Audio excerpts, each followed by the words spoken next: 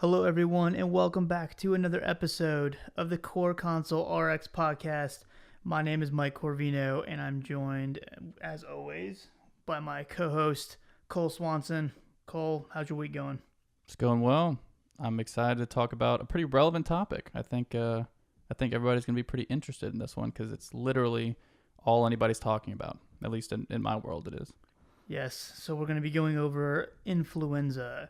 Going to be talking about the treatment options, kind of how they come up with some of the names. Cole's going to hit us with some history, and we're also going to talk about vaccinations and review a real quick patient case as well. So we're also going to dispel a few myths potentially. Thimerosal, have you heard of that? So we'll get a little controversial, I think, as we go through. Definitely see how it goes. See if we'll get some negative press. Yeah, but as far as the flu this year, I think as everybody knows, it's been pretty bad, especially if you're working in the healthcare world.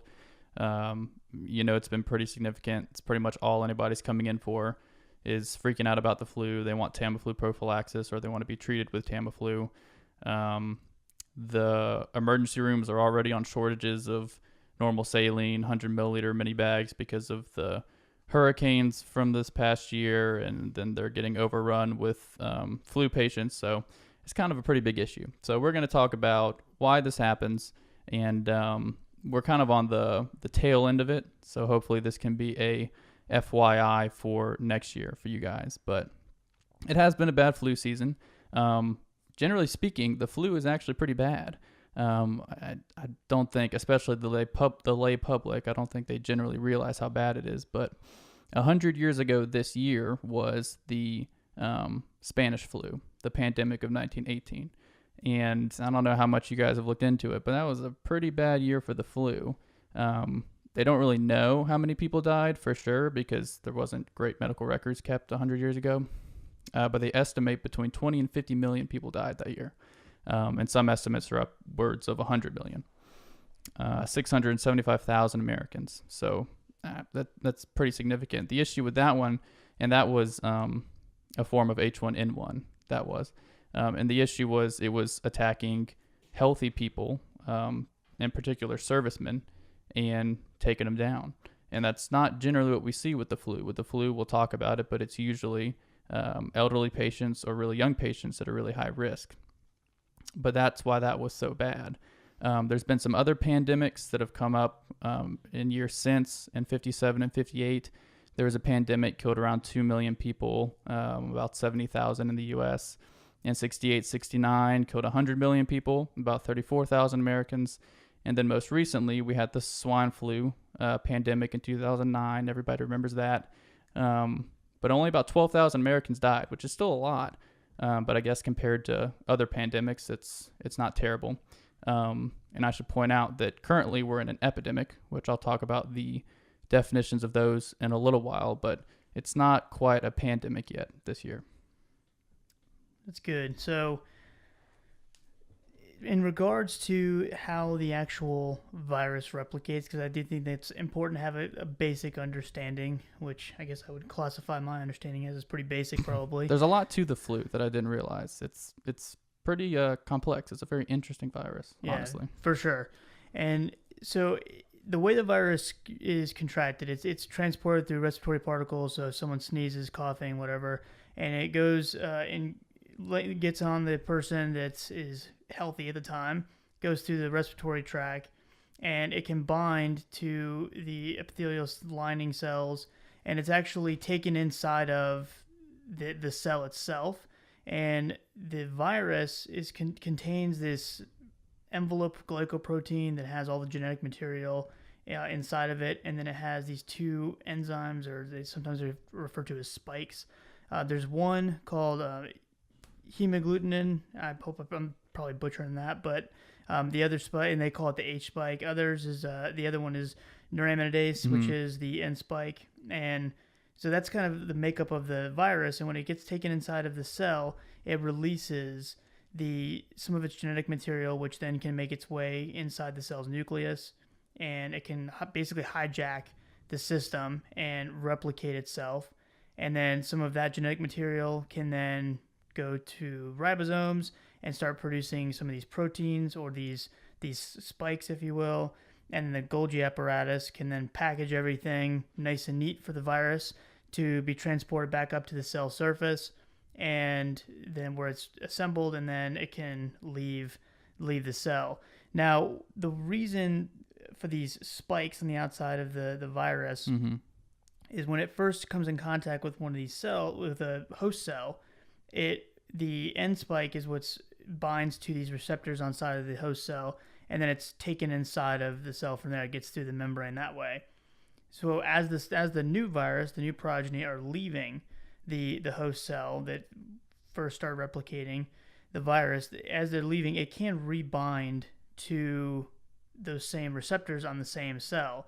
But the H spikes rather will cause this the receptor to be destroyed, and then the virus is released, and so it can get back out of the cell very easily, and then it can go infect other host cells and start replicating and keep going. And so when they're referring to the actual virus, you'll hear them referred to by, like for instance, H1N1. That's referring to these subtypes on the influenza A virus. Mm-hmm. So on the H spikes can have H1, H2, H3, and then the two subtypes of the N spikes could be N1 and N2. And that's how they come about with the nomenclature. And then there's different variants of those particular viruses. Right. And keep that neuraminidase in mind, because when we talk about the antivirals available, that's what they act on. But as far as the one that we're dealing with this year, it's mainly the H3N2, which is a type of influenza A virus. So as far as some stats for what we're just dealing with this year, with the week ending in January 13th, which was the last time as of today that the CDC put out a report, about 9.7% of deaths that occurred in the U.S. overall were related to or attributable to pneumonia or influenza. And that's kind of how they measure how serious the flu outbreak is. And so that met the criteria for an epidemic. So that's what we're dealing with now, is a flu epidemic, which the last epidemic we had was in 2015, so not too long ago. But it's not a pandemic. So there is a significant difference. We always think of pandemic being worse, but what would classify an outbreak as a pandemic would be if there's a novel strain of the flu and it crossed continents. So it was present on two different continents. The swine flu would be the last example of that back in 2009. So it's not a pandemic. And the CDC, as far as I could tell, hasn't really put out overall death tolls so far this year. We know it's a lot. If you wanted to find that, you could go to your individual state's monitoring page, which is on cdc.gov, and it would actually pull up exactly how many people have died due to the flu this year so far and last week and all that kind of stuff. They do say the pediatric deaths are so far 53, which is not good at all. So there's been 53 pediatric deaths this year. They also mentioned that the rates of doctor visits for influenza-like illnesses are over 3 times higher than normal. As of the week ending January 13th, they were about 7.1%, whereas baseline's about 2.2%. So, yeah, we're dealing with a pretty serious flu season. Hopefully it's on the tail end and it's coming to an end. But that H3N2, about 90% of the diagnosed cases that they subtyped have been H3N2 as opposed to a different influenza A or any influenza Bs. Those are a lot less common this year. Okay, and I gotta retract what I just said about the mechanism because I actually misspoke. So it's actually the H spike that's responsible for attaching to the host cell receptor. So for all of you who are just losing your minds at my telling you the wrong thing, don't email us. I caught it, so I realized what I said after I said it. So make sure you recognize that the H spike is what actually binds to the receptor, and then again, if it's leaving the host cell, it still can bind to the same receptor, which would essentially trap the virus and be pulled back into the host cell. But that neuraminidase is what's responsible for cleaving that host cell receptor and allowing the virus, the new virus, the virus progeny, to be transported to another part of the body to infect another cell. That makes sense. So Yeah. And so that's the pathogenesis of the flu. But how does it generally look, and why is it seasonal? That's one question that actually was asked of me in the pharmacy. Why does it occur during these colder winter months?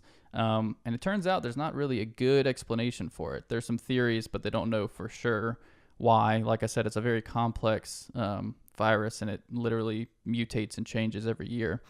One of the theories is that around wintertime, fall, winter, when it's colder, it's less humid, and the droplets are able to thrive a little bit more. In a humid environment, the droplets from someone who's contagious might bind to water in the air and become heavy or too big to infect. But in the cold and dry climate, they're much more contagious. And like you said, that's usually how it's transmitted. There is a chance that you could get it from touching if someone has recently coughed or touched something with a contagious hand, but it's more often spread through talking or interacting or hugging or, kissing, whatever, someone who's contagious. And as far as presentation, people frequently present differently, but basically you could be contagious up to a day before you actually have symptoms, and for about 5 to 7 days after becoming sick. Some people are shorter than that, some people are longer. But that's why it's really important to practice those non-pharmacologic other ways of preventing outbreaks by washing your hands. And if you're around people who are infected, just being careful and making sure you're not coming in close contact with people throughout that time. So obviously the best way to prevent the flu, and real quick too, I will throw this in there. It is seasonal for the most part, but there are cases where the flu will show up in random times. Mm-hmm. I know I've actually dispensed the Tamiflu in the summer one time, just very randomly. So it is possible. And in different climates, it does actually stay around year round. Year round. It's just in the climate that we're in here, it's very seasonal. And so the best way to prevent the flu, besides washing hands, staying away from people who are coughing and not covering their mouth, things like that, would be vaccination. And so there's a few different vaccines available now, different brands of the flu vaccine. The most common types is the regular trivalent, like we've had for a while. And then now there's the quadrivalent as well. So it covers an extra B strain, I believe, of the potential viruses that could cause the seasonal flu that year. And so you get more strains covered. I haven't seen any solid data that shows that extra strain stops a significant more number of flu cases. I don't know that data is available. If you guys know of any, please send it our way because we'd love to include it in a future talk. The live vaccine that was the nasal mist is no longer available, at least for now, and it seemed to lost its potency over time. I don't really know that it's been discovered why, but they are definitely looking at it. And I know the company that makes it wants to re-release it, so I'm sure they're going to be trying to tweak things and seeing if they can go back. Because at one point, a few years ago maybe now, it was actually the preferred agent for children. And so now it's completely been removed off the market. So it's kind of interesting how that lost its effectiveness. Right.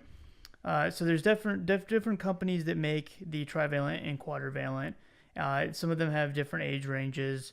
Whether some may be starting at 7, some may be starting in 18. There's different things like that. So you can kind of look at the package and start to see which brand covers what age group. But for the most part, if you're thinking about adults especially, the 18 to 64-year-olds all have about the same number of potential vaccines or brands of the flu vaccine. So where it starts to change up is when you get to 65 and older. There are 2 different brands that are available for patients who are 65 and over only. So they're exclusively available for that age range. And so the high dose vaccine, and I think we've covered this briefly in another podcast. I think we touched on it, yeah. But repetition, so we'll go over it again. The high dose, Fluzone high dose, is basically 4 times the antigen that a regular trivalent vaccine has, and so you get a higher dose because the thinking is if you have a waning immune system as you get older, hopefully if you give more of the antigen, you get more of an immune response, makes it more immunogenic. And the other one is called Fluad, which is still a trivalent vaccine, but they have a squalene emulsion adjuvant that's added to it. And the thought process there is that the adjuvant can make the vaccine more immunogenic and give a better immune response.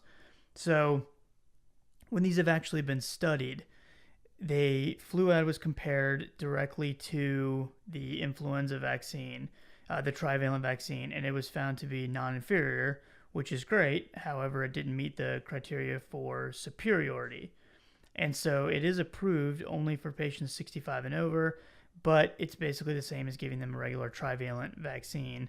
And one of the concerns is the squalene emulsion could potentially cause some more localized reactions and things like that. So a lot of people will opt to just get the regular trivalent vaccine or administer the trivalent vaccine if you're picking the brand for the patient.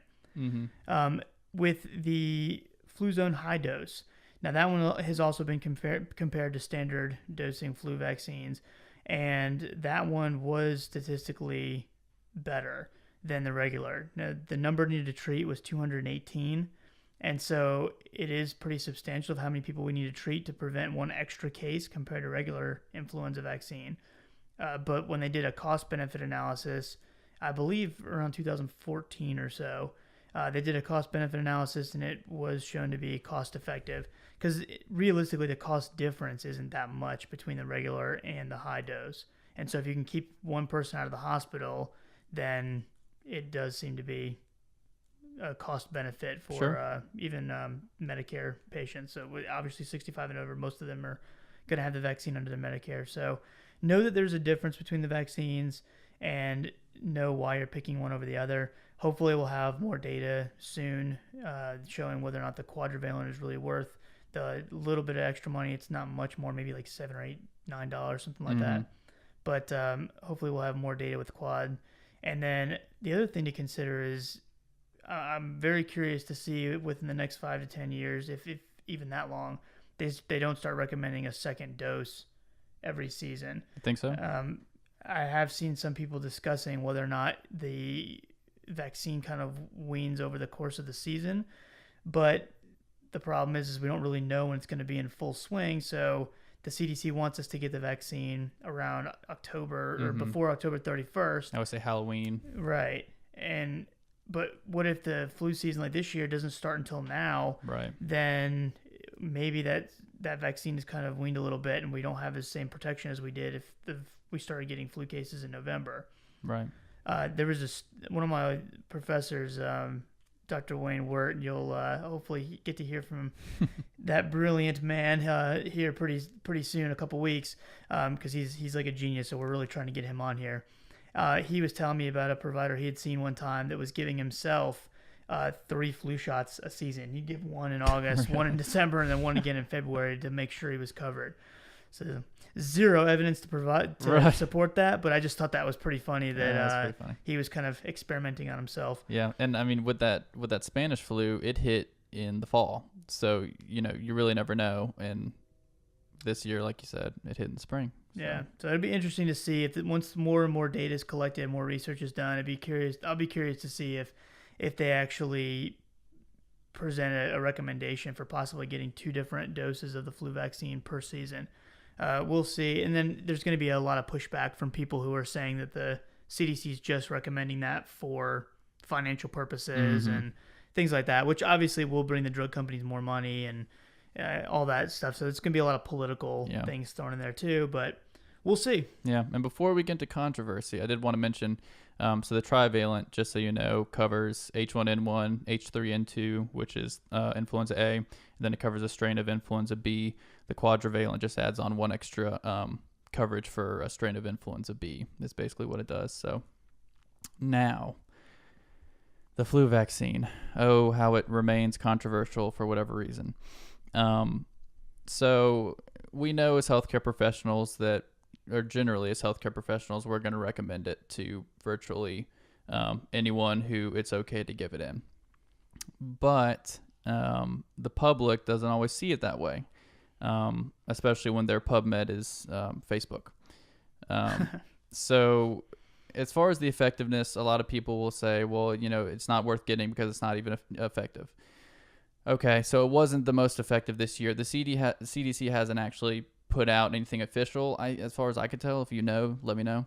For this year of how effective it was, some people are estimating 30%, which wouldn't be that terrible. Canada is estimating that their flu vaccine was about 10 to 20% effective. And the CDC says that on a normal year, it's going to be about 40 to 60% effective. So obviously it's lower than we want. But still, if I'm looking at, well, I might have to take 3 days off work and lose that income or take sick days or whatever, I think it's worth it for me to get a flu vaccine that's probably going to be free. If I'm an elderly patient who's high risk for pneumonia, or I'm a parent who knows that my kid is high risk for complications from the flu, I think it's going to be worth it to decrease my chances by 20% even on a low year.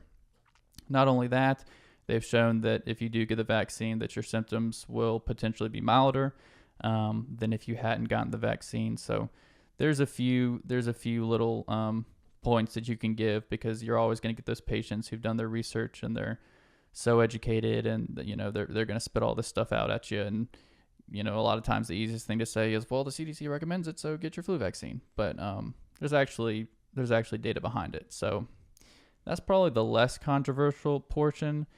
Then there's thimerosal. So basically, thimerosal is a preservative that they have traditionally put in the flu vaccine, obviously to prevent microbial growth.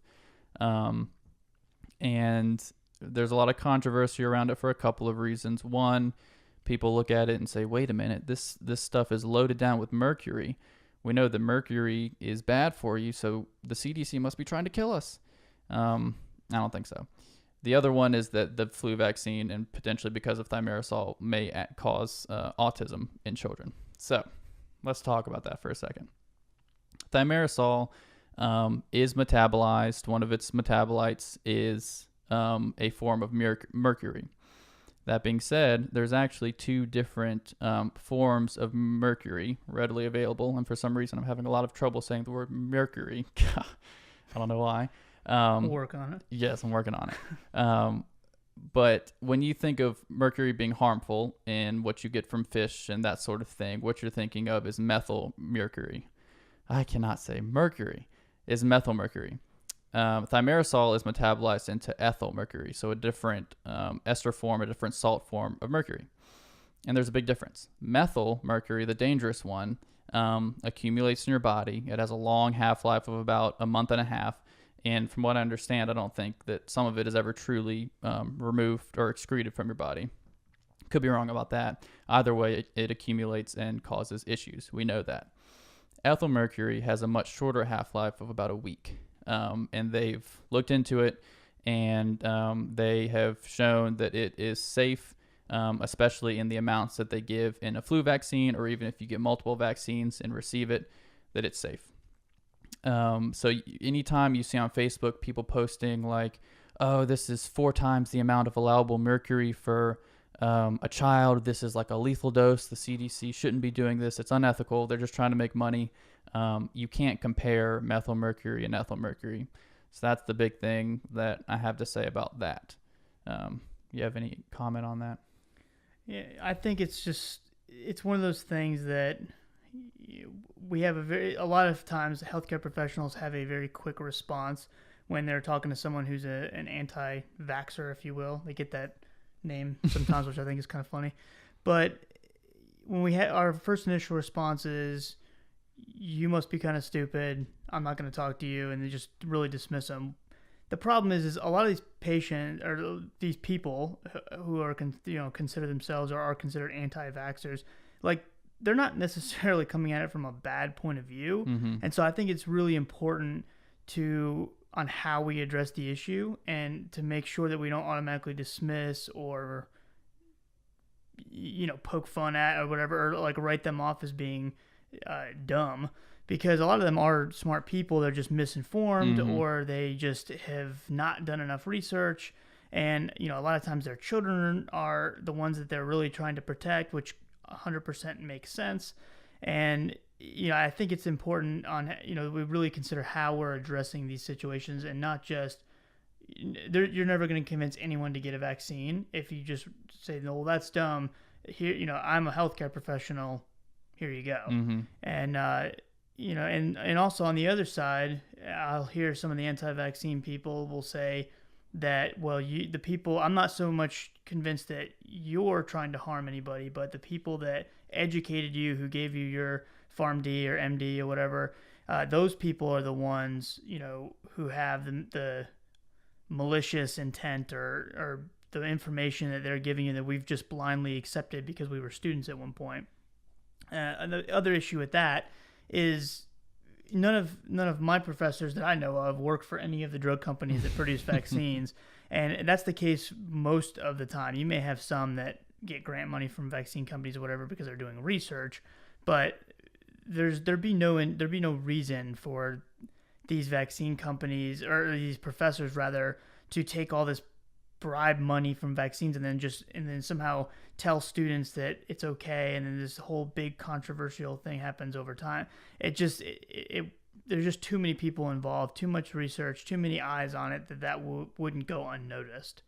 So yeah. I think that's something to really consider as well. Yeah. And but be conscientious of how you address these things, because a lot of children especially are not getting vaccinated because their parents are not vaccinating them, or are very much against vaccines. And it's our job as healthcare professionals to educate, not to put down or pass judgment on the parents, because they're doing it from a good place. It's just wrong information. Mm-hmm. Yeah, and I definitely should have prefaced it with that. So I'm sure I sounded very flippant about the whole thing and how parents think. But you're totally right. They're informed, potentially misinformed, but they're trying to protect their kids, which is completely understandable. So definitely come at it from that point of view. And no, I don't think you were flippant. I was that's my normal response. I think my natural response is to be annoyed, and so I have to fight against it. So that's why I'm bringing it up, because I know that's an issue that I've dealt with in the past and caught myself automatically going there in my own head. So sure. And it's important, for us to be able to, because we get questions asked to us, and I think the best thing is to be, for you and for the patient, is to be well informed. That way you can answer quickly and confidently, because anytime you have to think or hesitate or look it up, then they're always going to assume that they know more than you, and then they're going to take which sometimes they might know more than you, and then they're not really going to take your recommendation well.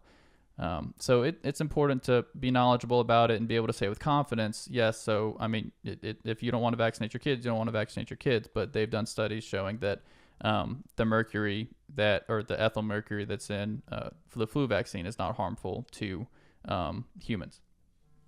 Now, as far as the autism thing, so that's another concern, and they attribute that to the thimerosal also in a lot of ways. And so the CDC has looked into it. They haven't found any correlation. The World Health Organization has looked into it in multiple different epidemiologic studies in Europe, and they haven't found anything. And a lot of the concern came with, well, these kids are getting all these vaccinations when they're young. It's just building up so much that it's causing issues down the road. So the MMR vaccine has never contained thimerosal. The varicella chickenpox vaccine, the inactivated polio vaccine, and the pneumococcal conjugates, they've never contained thimerosal also. So the main one is the flu vaccine. So there's not like all these vaccines have this preservative that could potentially cause this issue. So that's one thing. The other thing is that they haven't really shown in any study that it is going to cause this issue. Another thing is that there's now thimerosal out of pretty much all vaccines that kids have, and the rates of autism are still climbing.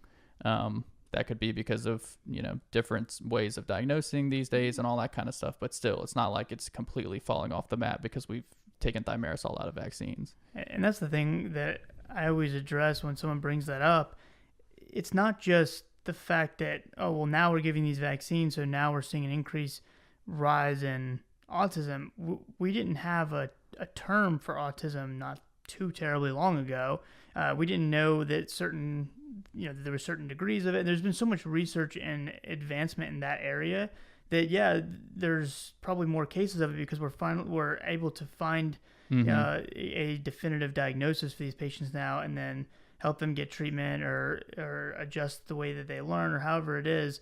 And we actually have a term now, a diagnosis for it, whereas before we maybe didn't, and so it wasn't documented as someone having autism. Yeah, and they're reclassifying things like Asperger's is no longer a thing anymore. It's reclassified as somewhere on the autism spectrum. And if you're a pediatrician or you work with pediatrics, you see that a lot more now. Kids being diagnosed with autism, or they're on the autism spectrum. It's kind of similar to how ADD and ADHD meds are just like way over. I mean, I don't know if maybe they need them, maybe they don't a lot of the times, but we're filling a whole bunch of them, more than we ever have before.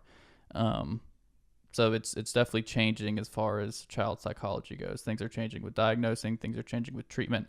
And so it's really difficult to attribute that to just flu vaccines or vaccines in general. Right. So yeah, I think we just got through the controversial part, didn't we? Yeah. That's good. You want to? You got anything else you want to discuss? You want to jump into this patient case? We can jump to the patient case, and we can just talk about the antivirals when we go through that. Cool. Yeah. Do you want to do the patient case first and talk about the antivirals as we go through them? Sounds good. All right. So for the patient today, we have AB, is a 65-year-old man who presents in mid-January to an urgent care facility, complains of a 24-hour history of fever that has been up to 103 degrees Fahrenheit. Also complains of fatigue and all over body aches. The patient has not been able to keep food down for the last day or so, and is still able to drink some water, but just no solid food. The patient has a past medical history of type 2 diabetes, hypertension, and hyperlipidemia. Family history, his mother had diabetes, and as far as social history goes, he's currently living at home with his wife. He did quit smoking about 10 years ago, and does drink alcohol occasionally, mostly just in a social setting, and will only have like 1 or 2 drinks. Home meds, aspirin 81 milligrams. He is on hydrochlorothiazide 25 milligrams, glyburide 5 milligrams, daily metformin. He is doing 850 milligrams twice daily, and he is also on Crestor 5 milligrams. So the patient, again, is complaining of having fever, fatigues, body aches, and also saying that he's got a non-productive cough. His labs are all checking out, except his BP is 150/92, and he says that his blood pressure fluctuates between that and around 140/90 pretty regularly at home. And chest x-ray came back negative for pneumonia, and there was like I said, none of his labs were really out of the ordinary. His A1C they checked as well, and that was a 7.1%. So he's right around goal for his A1C. Cool. So basically, if you've been working in clinics anywhere for the last few weeks, this dude is pretty much screaming flu. Right. So gets a rapid influenza test, and comes back positive. So now we're going to treat the patient. Yeah. So we can treat, he's healthy enough to where we could treat him outpatient and let him go. Right. Doesn't have to be hospitalized. No complications with pneumonia. Though he is 65, so that's a high-risk age group. The hospitalizations are by far the highest in 65 and older, and they're pretty high in 54 to 65. But this guy, we're not going to hospitalize. So what are the some treatment options? What are we looking at? So the most common one that you'll see is the oseltamivir, and basically that's going to block those end spikes. And that's Tamiflu. Exactly, Tamiflu. And then so that's going to block those end spikes, and what that does is that as the virus can still replicate inside the first host cell. However, when it tries to leave the cell membrane and then go and find a new host cell to replicate further, so all the viral progeny to try to exit the cell, it will bind to those cell surface receptors again, but there's no way for the neuraminidase to actually cleave that connection and allow those viral progeny to leave. So it stays stuck on the host cell.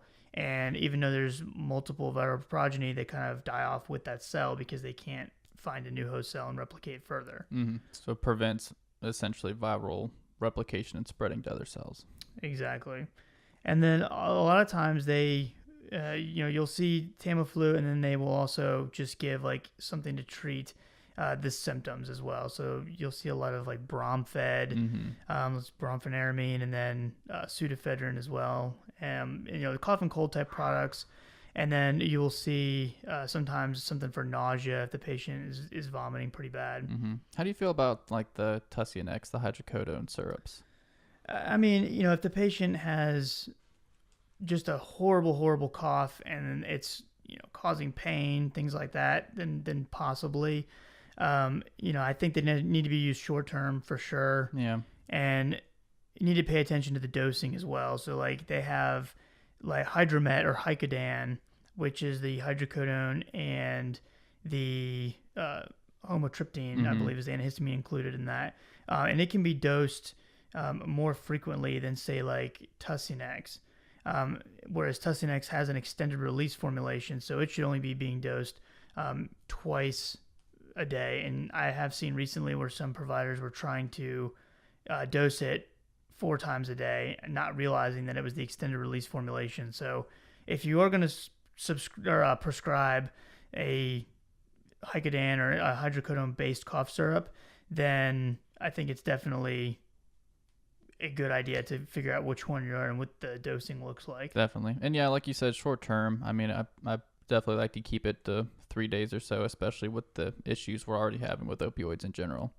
But things, especially for cough, apparently they don't really work very well in general. Yeah. So keep that in mind too.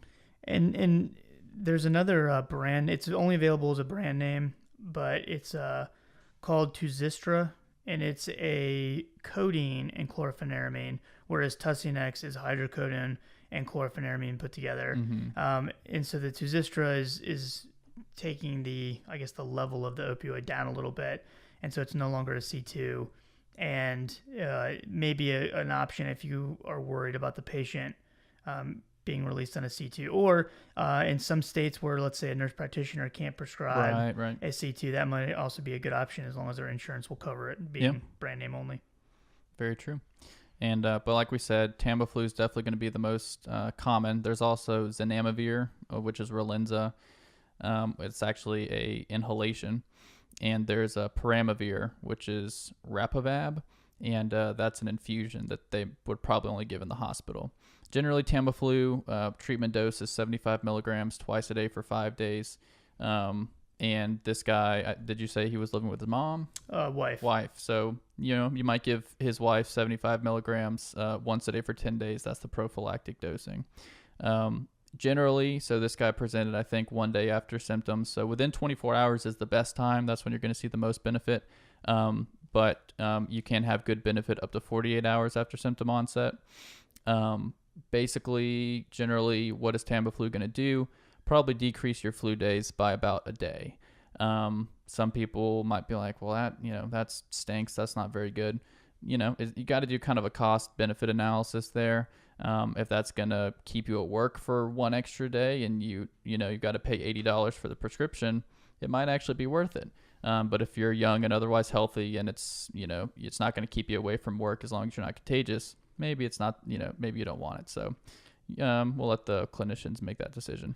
And I think that it's patient specific, because I talked to, when I was an intern, or I guess probably even before I was in pharmacy school, because it was around 2009. So it's probably right before I got into pharmacy school. I talked to a pharmacist who I was working for as a technician at the time, and he had gotten H1N1. And I remember asking him kind of the same thing about Tamiflu, and, well, I mean, is it even worth it? And for him, he was so sick that he said, oh, heck, yeah, 24 hours more of that would have been terrible. So he was more than happy to pay the money to get Tamiflu. And most insurance companies now pay for it. Yeah, and they have seen benefit up to 5 days out from symptom onset, but like I said, the best benefit is within 48 hours. And if it doesn't, not only does it decrease your flu days, but it also improves symptoms overall, potentially. So that's not just what they say, but there was a trial done comparing Tamiflu 75 twice a day for 5 days to Tamiflu 150 twice a day for 5 days to placebo. It was published in Lancet Journal back in 2000. It was by Nicholson and colleagues, but they basically found that the 75 and the 150 didn't really provide significant differences. The 150 was a little bit better, but just decreased flu time by a few hours overall. It wasn't a huge study, about 726 patients. 475 of them had confirmed influenza. The others weren't necessarily confirmed. They called it influenza-like illnesses, so that's kind of interesting. But the overall, the Tamiflu 75 milligrams compared to placebo decreased flu duration by about 35 hours if given within the first, I think they actually did 36 hours, but 36 to 48 or so. They actually saw a little bit better benefit when it was given within 24 hours. I believe it was about a 43-hour reduction in flu days. So if given within a day, potentially you could have almost 2 days flu reduction based on this study. But the general recommendations for Tamiflu is going to decrease your flu days by about 1. So that's the data on Tamiflu, which I wasn't really aware of. I just always said 1 day, but there are actually specific hours to it, to how much benefit you get. Right. And the other thing is, we said 75 milligrams twice a day. That's obviously the adult dose. Right. It comes available as a 30 milligram capsule and a 45 milligram capsule as well for children. And then it also comes as a suspension. Yep. A lot of times when we have a really bad flu season like we are now, the suspension we run out of, and it is something available to where you can take the capsules, open them up, and compound the suspension yourself if it is unavailable. Now, you need to check your state laws because this may differ from state to state. But I know that it is possible, as long as it's been confirmed on back order, it is possible to compound it.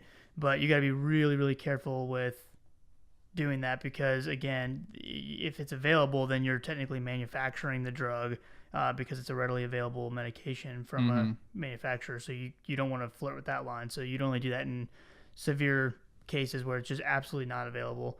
And also insurance companies too, a lot of them will override for brand name Tamiflu. So now that's available generically.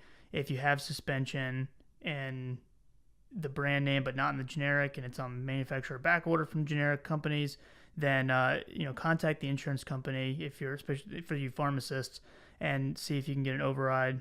Especially if suspension is obviously being used for a child, then it's definitely can help them out significantly. Probably more important for them than a generally healthy 18 to 64-year-old. Right. And it is approved down to 14 days old, so most anyone could have Tamiflu if they needed it. So a couple real quick drug interactions with Tamiflu, not really all that many, but it does have a interaction with warfarin potentially, which it may enhance the anticoagulant effects of warfarin, and it's probably going to be considered a very minor interaction, but just know that is available, especially if someone was on maybe multiple medications, or they had label INRs already or something like that. Yeah, there you go. Yeah, so just be aware that there is a very small potential of a minor interaction with that. Also with clopidogrel, has another mild to moderate interaction, and this one's not as serious, but basically the clopidogrel can decrease the concentration of the oseltamivir. This is based on more case reports, things like that, but that is a potential as well. And then the one that actually Lexicomp gives it a D as far as interaction is probenecid. So we don't really see too much probenecid being used anymore, but they actually recommend considering a change if a patient is given oseltamivir with probenecid, either at least reducing the oseltamivir dose, if probenecid is given at the same time. There's been case reports of thrombocytopenia when this combination has been given. So I don't know how serious that really is, but it's something to at least know that it's out there, and it's probably very, very rare, but there are interactions apparently. So yeah, keep those in mind. I don't think people generally think of Tamiflu having interactions, so good Right. to be aware of them. And so those are the main ones. Quickly, we can run through a couple of other things that you've probably heard about recently, because people, find it out online that there's other things other than Tamiflu that they can try to use. One is elderberry, and the other is oscillococcinum. You want to talk about elderberry? Yeah, so elderberry has some trials. They're all very small. It doesn't seem to be all that effective when they look at it from a clinical trial standpoint. There are people who will just absolutely swear by it as far as their own personal case study, but the data is not really all that great as far as backing it up. And the other thing to consider, and this gentleman actually would be this would be an issue for him, is it does potentially interact with sulfonylureas. So this patient has an A1C of 7, so we know he's around goal, so his blood glucose is where we would want to see it. He's also on glyburide sulfonylurea, and so if this person was taking elderberry as well as his glyburide, especially if he's taking it while he's sick like this, he would be potentially at risk for hypoglycemia because he's taking sulfonylurea, which is going to lower your blood glucose regardless of whether or not you ate.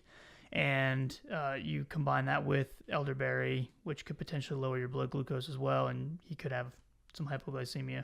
So keep that in mind. Evidence is okay. Other than that, I think it would be generally probably okay to take. It's not going to hurt them necessarily to try elderberry, but I wouldn't put too much faith in its effectiveness. And as far as over-the-counters and herbals go, it's actually not that bad of evidence, when you look at them. But like you said, they're small studies.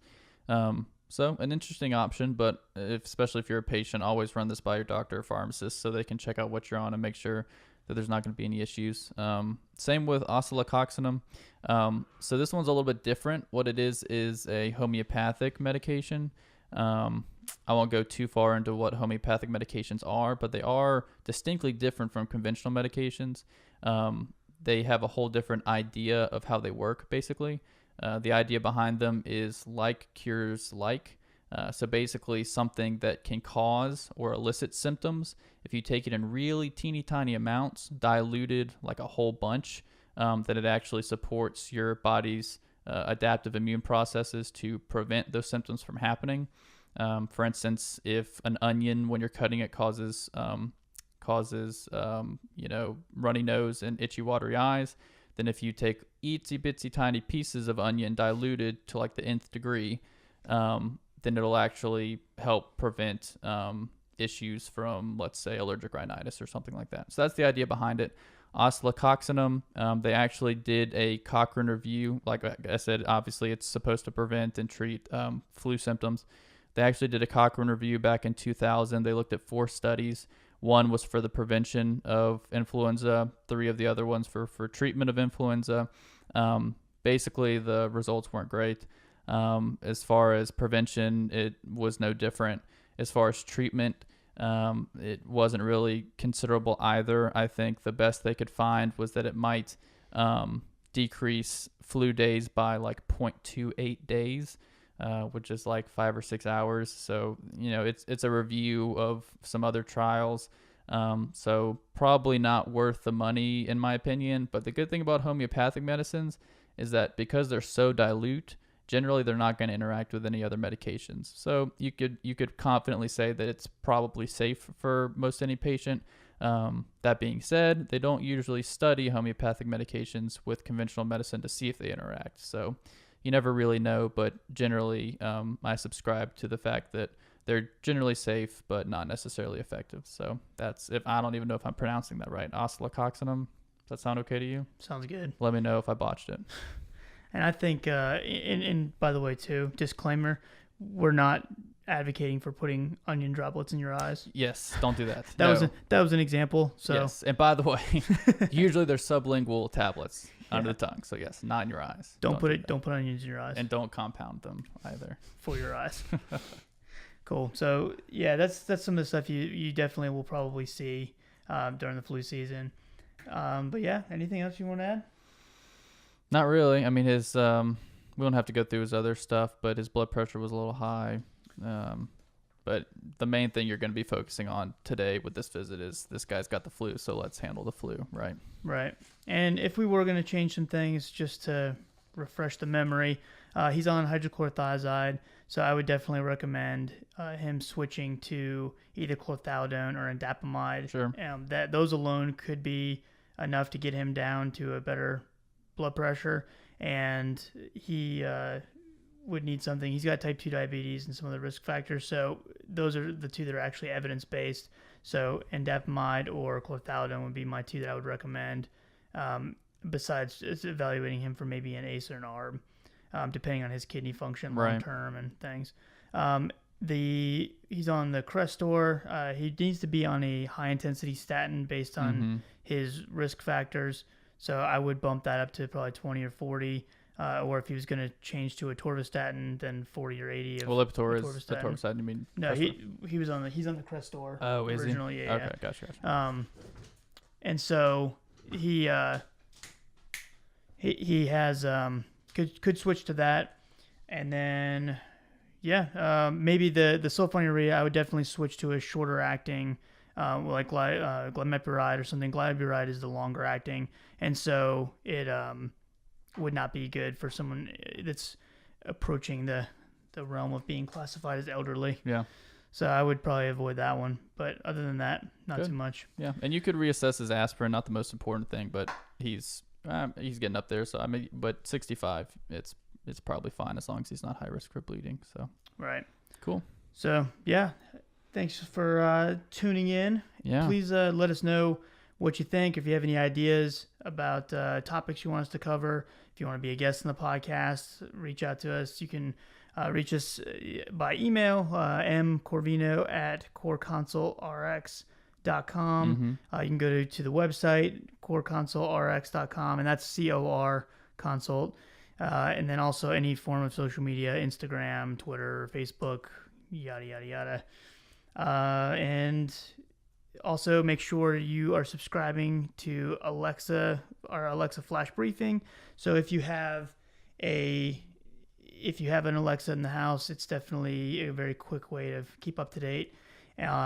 So the Alexa Flash Briefing. And if you already use the Alexa Flash Briefing, or if you already listen to our podcast, we would really, really appreciate if you would leave a comment and a rating. That would help us know how we're doing. If we're terrible, I prefer you to email us so we can switch it before leaving a 1-star.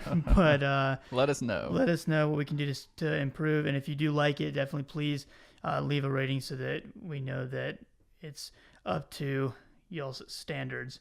So that's all we got. We'll see you next time, and message us if we can do anything for you.